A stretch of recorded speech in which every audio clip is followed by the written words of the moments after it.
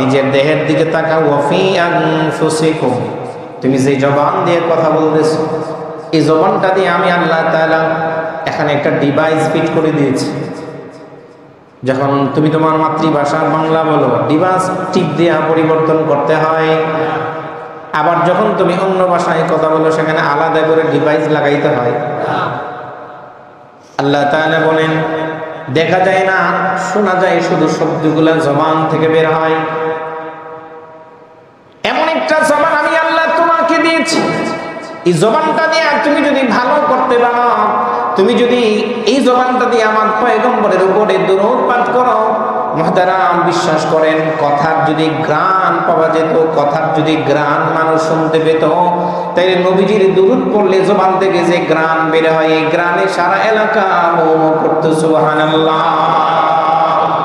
কিন্তু আমাদের জবান থেকে বেশি কি বের হয়? আমাদের জবান থেকে গালি বের হয়, বকা বের হয়।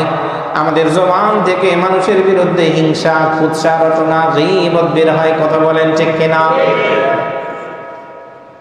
কিন্তু জবানের কথার যদি ঘ্রাণ পাওয়া যেত, নবীজির উপরে যদি আল্লাহর কোন বান্দা নবীজির উম্মত যদি পড়ে আল্লাহুম্মা সাল্লি আলা মুহাম্মদ সাল্লাল্লাহু আলাইহি ওয়াসাল্লাম সাল্লাল্লাহু আলাইহি ওয়াসাল্লাম, এই কয়েকটা কথার ঘ্রাণ আল্লাহর বান্দা যারা মুহাক্কিকিন, যারা মুদাব্বির উলামায়ে কিরাম, তারা বলেন কথার যদি ঘ্রাণ বের পাওয়া যেত মানুষ, সেই নবীজির দরুদ পড়াকালীন যে কথাগুলি, আলফাজগুলি জবান থেকে বের হয়, ওই জবানগুলা পুরো এলাকার শব্দগুলা দিয়া পুরো এলাকার সুঘ্রাণে জান্নাতি মিশকাম করে ভরে যেত। সুবহানাল্লাহ।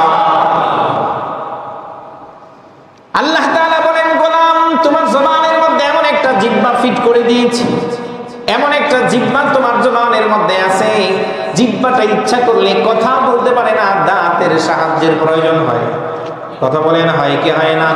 কারো যদি সামনের দুইটা না দাঁত না থেকে কথা বললে দেখবেন কথা অনেক সময় স্লিপ করে। টেস্ট করে দেখেন, কথা স্লিপ করে, বোঝা যায় না। যাদের কোনো দাঁতই নাই, বুড়া হয়ে গেছে, সামনে দেখবেন জিহ্বা ঠিকই না, এই শব্দ বোঝা যায়। ছেলে কথা বলতে গেলে শুধু জিহ্বার দরকার না, দাঁতের দরকার, দাঁতেরও দরকার আছে। আল্লাহ তাআলা বলেন, গোলাম এই জন্য মানব শিশু যখন দুনিয়াতে আগমন করে, আল্লাহ দাঁত দিয়ে পাঠান না, দাঁত ছাড়া।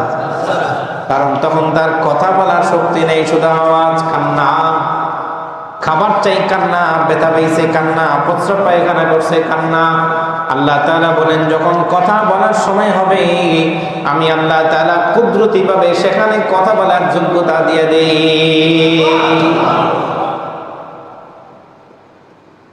আল্লাহ তাআলা বলেন, তুমি যত শব্দ দুনিয়াতে প্রয়োগ করো, যত শব্দ তুমি দুনিয়াতে ব্যবহার করো না কেন, সবগুলা আমি আল্লাহ তাআলা ফেরেশতার মাধ্যমে সংরক্ষণ করি।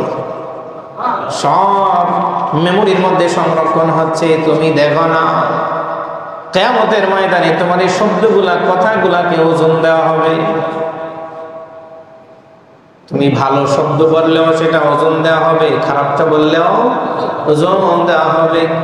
এজন্য আল্লাযীনা ইয়াযকুরুনাল্লাহা কিয়ামান ওয়া কুউদান ওয়া আলা জুনুবিহিম ওয়া ইয়াতাফাক্কারুনা ফী খালকিস সামাওয়াতি ওয়াল আরদ রাব্বানা মা খালাকতা হাযা বাতিলা সুবহানাক ফাকিনা আযাবান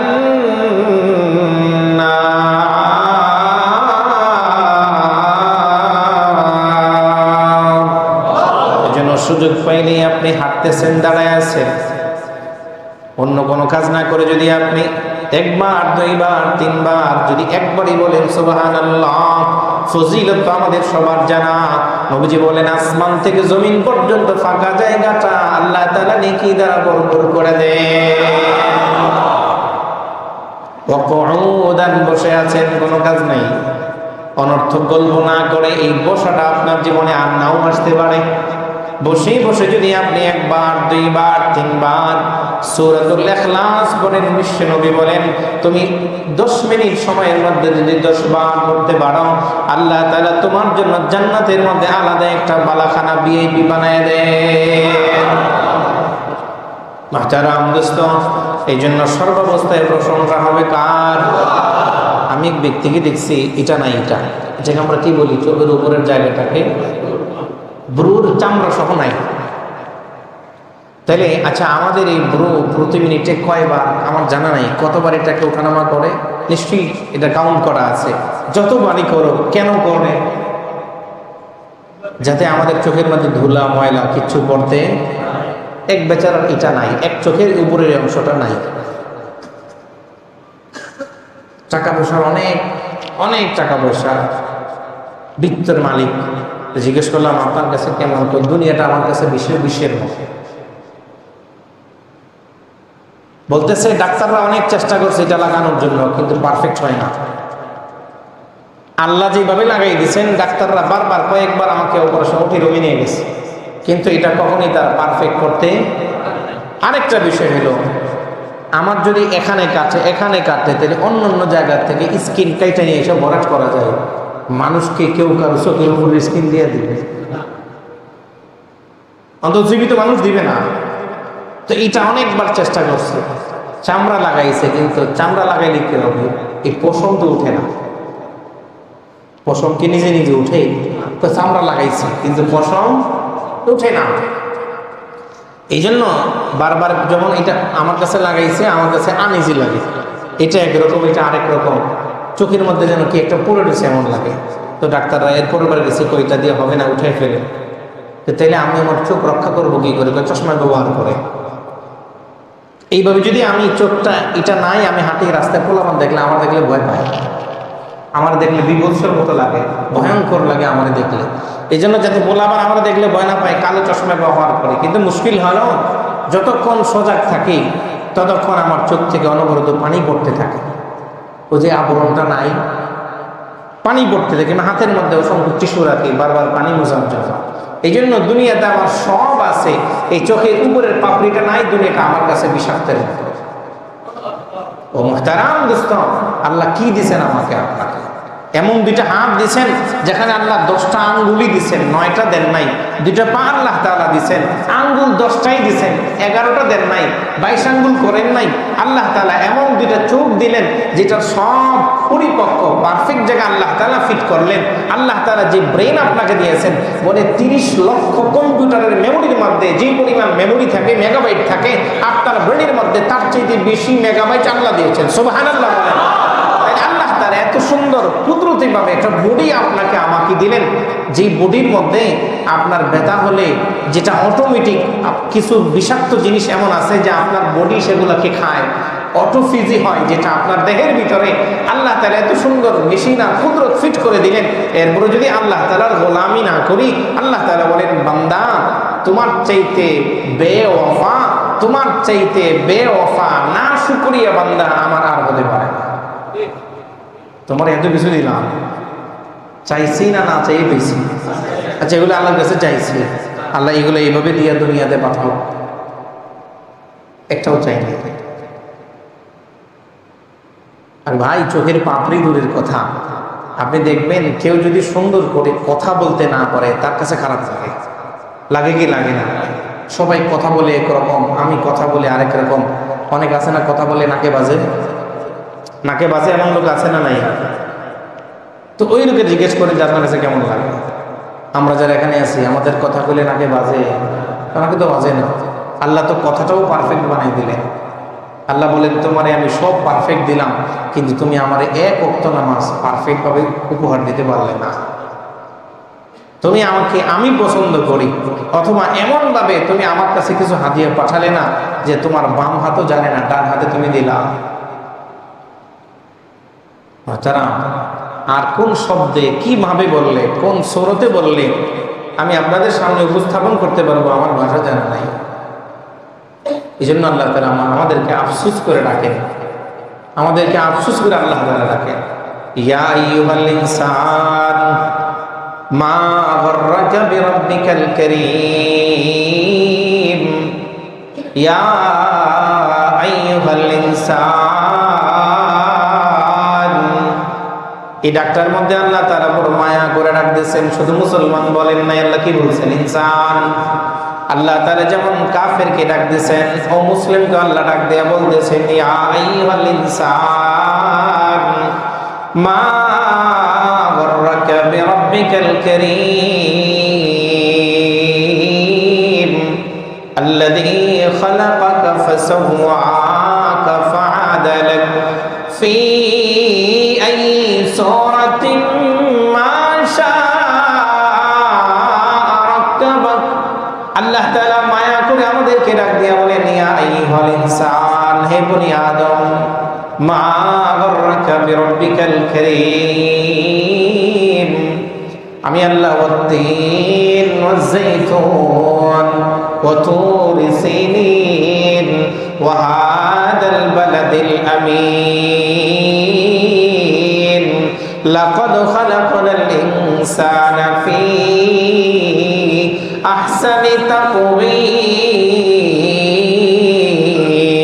আল্লাহু আকবার। আল্লাহ তাআলা বলেন, চারটা জিনিসের কসম খেয়ে আমি তোমাকে বলতেছি, তোমাকে খুব সুন্দর করে আমি আল্লাহ বানাইলাম। আমি আল্লাহ তাআলা বড় সুন্দর অবয়ব দিয়ে দুনিয়াতে পাঠালাম, সব দিলাম, পরিবার দিলাম, অর্থ দিলাম, ঘর দিলাম, বাড়ি দিলাম, গাড়ি দিলাম, ব্যবসা দিলাম। দুনিয়াতে তোমাকে বন্ধু বান্ধব সব পায়া তুমি আমি আল্লাহ বন্ধুকে ভুলে গেছো, সব পায়া তুমি আমারই বলছো। বান্দারে, যেদিন তোমার কেউ ছিল না সেদিন আমি কুদরত তোমার সাথে ছিল। 1 মাসের বাচ্চা কান্না করে শুয়ে আছে। আল্লাহ তাআলা বলেন, ফেরেশতারে আমি বলছি সাবধান, আমার বান্দার কান দিয়া যেন কোনো পিঁপড়া না ঢোকে। 1 মাসের বাচ্চা শুয়ে আছে। আল্লাহ বলেন, আমি ফেরেশতাকে বললাম সাবধান, আমার বান্দা যেন কোনো বিষাক্ত প্রাণী আক্রমণ করতে না পারে, দায়িত্বটা তোমার। যখন তোমার প্রস্রাব পায়খানা করছো, কথা বলতে পারো না, মা বাবার দিলের মধ্যে আমি আল্লাহ তাআলা মুহাব্বত জাগায় দিলাম। এই ছোট বাচ্চাটা প্রস্রাব পায়খানা করলে মা বাবা আনন্দিত হয়। আবার এই বাচ্চাটা 10 বছর 20 বছর হওয়ার পরে প্রস্রাব পায়খানা করলে মা বলে নিজেরটা নিজে ধো। ছোটকালে প্রস্রাব করলে মা বাবার দিলের মধ্যে আল্লাহ তাআলা বলেন মায়া আমি আল্লাহ জাগায় দিই। মা বাবার দিলের মধ্যে মায়া দিই, মায়া। প্রস্রাব পায়খানা করলে মা বাবা প্রস্রাব পায়খানা পরিষ্কার করে আর বলে, বাবারে আর একটু কর, পেটটা পরিষ্কার হয়ে যাক। আল্লাহ তাআলা বলেন না পাক জিনিস, তারপরে মা বাবার কাছে গন্ধ লাগে না। সব কিছু আমি তৈরি করে দিলাম। যখন তোমার আমার দরকার ছিল তখন আমি আল্লাহর কুদরত তোমার সাথে ছিল। এবার যখন তুমি বড় হইয়া তুমি আমাকে ডাকবা বলে গেছো, এর চাইতে নিমক খারাপ, এর চাইতে বেওয়াফা বান্দা হতে পারে না। এই জন্য মুহতারাম দোস্ত, 24 ঘন্টা সময় আল্লাহ আমাদেরকে দিলেন। 24 ঘন্টা সময়ের মধ্যে সেই ফজরে মাত্র 4 রাকাত, যোহরে 10 রাকাত, আসরে 4 রাকাত, মাগরিবে 5 রাকাত, এশাতে 9 রাকাত, এই সামান্য কিছু নামাজ আমরা পড়তে পারি না। আল্লাহ তাআলা বলেন, বান্দা তুমি কি করে আমার কাছে জান্নাত চাও? 24 ঘন্টা সময়ের মধ্যে তুমি যদি হিসাব করো তাহলে 1 ঘন্টা সময় লাগবে পুরা সালাত গুলি আদায় করতে। সেটাই তুমি 23 ঘন্টার মধ্যে 1 ঘন্টা তুমি, 23 ঘন্টা তোমার, 1 ঘন্টা আমার, সেটাই দাও না। তারপরে আবার বলো আল্লাহ জাহান্নাম থেকে বাঁচাও, বান্দা বোকা আমি। এই জন্য মুহতারাম দোস্ত, যে অবস্থায় থাকি না কেন আল্লাহ তাআলা বলেন, আসমান জমিন যা আছে সব কিছু আমি বানাইছি। শক্তিমত্তার দিক থেকে যদি কাউকে মানতে হয় তাহলে সবার আগে আমার কুদরতে ভাই সেজদা করো। কথা বলেন ঠিক কিনা? শক্তিমত্তার জন্য যদি কাউকে মানতে হয় তাহলে আসমান আমার, জমিন আমার, তুমি আমার, তোমার পরিবার আমার, তোমার চতুর্দিকে যা আছে সব আমার। অদেখা অক্সিজেন তুমি গ্রহণ করো সেটাও আমার, তুমি যা খাও সেটা আমার, তুমি যা ছাড়ো কার্বন ডাই অক্সাইড সেটা আমি আল্লাহ ভিতর থেকে বের করে দেই। বান্দা এত কুদরতওয়ালা, এত শক্তিওয়ালা, এত হাকামুল হাকিমিন মালিক তোমার সামনে থাকতে তুমি কিসের মানুষের গোলামি করো? তুমি কিসের কার শক্তির সামনে মাথা নত করো? তোমার বলা দরকার দুনিয়া সব একদিকে, আমার রব আরেক দিকে। দুনিয়া আমার মুখালেফ হতে পারে, দুনিয়া আমার বিরুদ্ধে দুনিয়া দাঁড়াইতে পারে, কিন্তু আমি আমার মালিকের সন্তুষ্টির জন্য কারো সাথে আমি আপোষ করবো না। যদি এই শক্তিমত্তা, এই মনোভাব তোমার যদি হয় তাহলে সবার আগে তুমি আমার গোলামি করা দরকার।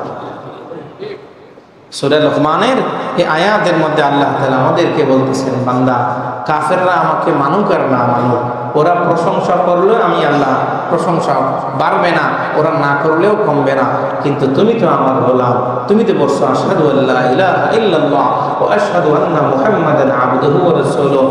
আল্লাহ আমাদের সকলকে বলনেওয়ালা শুননেওয়ালাকে একত্ববাদের উপর অটল থেকে আল্লাহর গোলামি করে আল্লাহর কুদরতের সামনে নিজেদের শক্তিমত্তাকে বিসর্জন দিয়ে নিজেদের আমি শব্দটাকে বিসর্জন দিয়ে গোলাম হয়ে বান্দা হয়ে নেককার হয়ে কবরে যাওয়ার তৌফিক দান করুন।